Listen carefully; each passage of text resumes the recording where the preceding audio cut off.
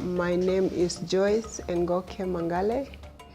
I live in Mombasa. My expertise, I'm a natural resource manager, and I've just come from Nepal from a VSO placement of 22 months.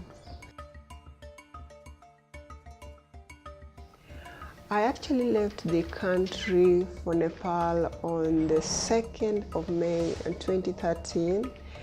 And in this, I was going in the capacity of a forest and climate change specialist. And I knew definitely I was going to work with the Ministry of Forest and Soil Conservation in the Nepal government, of course, linked through the VSO Nepal office.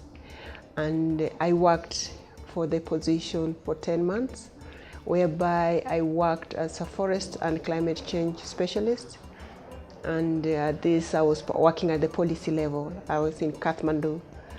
And the main project, or the focus project, was a project called RED. RED is an acronym, REDD. REDD basically stands for Reduction of Emission through Forest Degradation and Forest Deforestation. And basically what one would say, it's all about climate change. It's all about carbon credits. And this was a World Bank funded project in Nepal.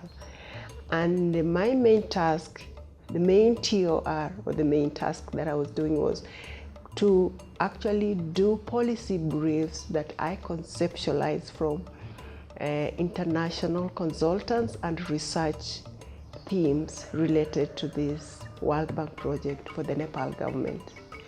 And within that time, we were able to achieve quite a number of milestones. I did, with my support, I did 3 policy briefs that were shared within at national level and also international level. So it was quite a good work. And later, after I finished the 10 months, I realized the Nepal government still wanted me to do another assignment, and I gladly accepted. I took a position of Education Livelihood Linkage Coordinator. And this was a plus for me and also a plus for VSO, because it now helped me link up what I was doing at policy level with the beneficiaries on ground. So I was moved from the Kathmandu, and I took up a position in Rupandehi district in Bhairawa in Nepal. And this, I worked with the schools and the communities in Nepal, actually looking at the environment and the schools and trying to see what livelihood options the schools had and the communities had that could link up with the RED project.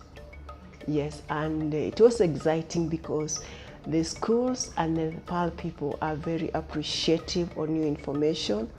I started up what we call live fencing in schools, because I realized that most schools in Nepal wanted to do border fence, where they wanted to erect concrete fences around their compounds to keep themselves safe from the buffaloes and keep themselves from the goats and other intruders. And I told them, let's do this. Because of the expense of the block fences, let's do live fencing. And we actually discussed that, and one school in Lumbini adopted a live fencing project where we got a very nice evergreen herb which goats don't feed on, and it made a live fence. So we started that project, and other schools were borrowing on that too. And this brought the schools close to nature, because they could learn about environment, and at the same time, the live fencing was actually making a climate change difference. I've just come back home, and good enough, when I just came back home, I was invited by the Netherlands Fellowship Program to attend a climate change program in Makerere University, where I've just come from, fully funded by the Netherlands Fellowship Program. And this was on climate change.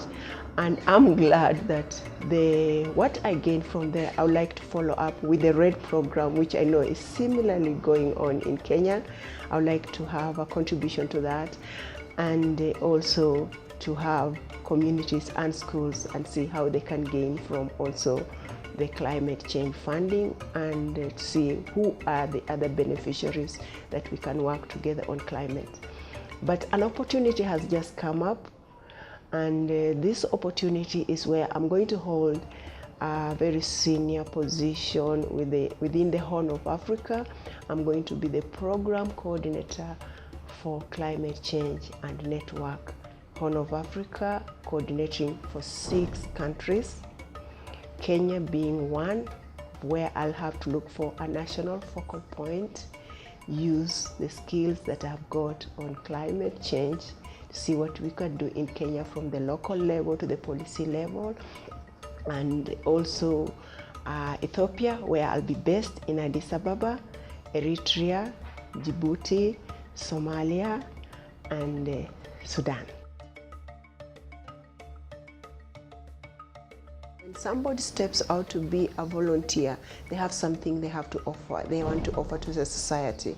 So I would encourage them just to step out with those skills. They will offer the skills to the society, they'll feel satisfied, and even the society will also change them by also adding more skills to them. So it is a very fulfilling thing. Don't look at the surrounding, but just step out with courage and you'll make it.